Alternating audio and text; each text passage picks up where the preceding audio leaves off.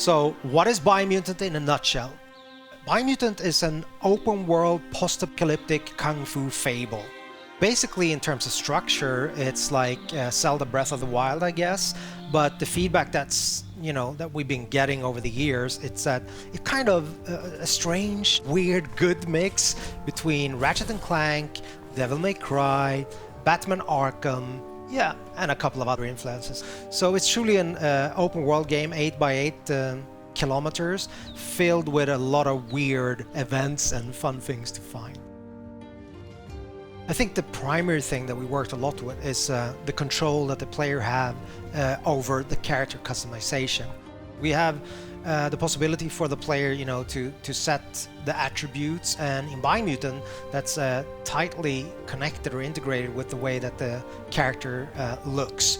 But the player is like completely free to morph their own breed, we call it a breed, but mammal, if you will. And eventually, people have a lot of assumptions on what kind of animal this is. But for me, and I guess the team, we have allowed the player to make what I call, more like a Muppet. And with character customization, it goes all the way down to crafting bits onto your clothes or hats or pants or whatnot. I guess the most important thing is the arsenal of the weapons. I mean, it's an action role-playing game, right? So we're focusing on the action parts of, the role-playing aspect. Each part that you can find for weapons and gear also comes with like a material, a quality aspect, so they can be more damaged or of a higher quality material. Just mentioning that you don't have to repair, but you can actually upgrade things that are broken, but they will never diminish in terms of their material qualities, like in Zelda, for example. We don't do that. In the game, you have 6 different tribes, so they're all composed of, a leader, a Sifu, if you will, that have mastered a specific Wang Fu combat style and trained his disciples in that. So these tribes are now in conflict. Basically, there are 3 tribes that have what we call a light aura. So basically a good karma, if you will, if you want to paint it black and white. And there are 3 tribes that have like a dark aura. Eventually, at the start of the game, you will find that you have to choose an ally, so one of these 6 tribes. As you move along or go further into the game, you're free at any time to change your allegiance. But at the start of the game, you choose one of these 2 tribes. And basically, at that point, the state of the world is represented by a huge tree that's at the heart of the 8x8 kilometer open world. So it's a representation of the world either going under or the world surviving. So this is all tied to the tree of life.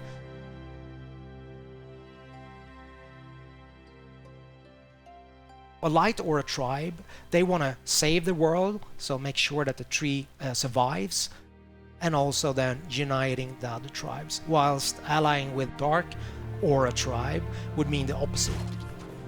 They believe that the only way that you can move forward is to make sure there's kind of a cleansing, I guess. So making sure that everything that's bad in the world kind of goes under, so you have a rebirth and start anew, if that makes sense. So you're very free to make this choice, but also bear in mind that that will affect the ending of the game.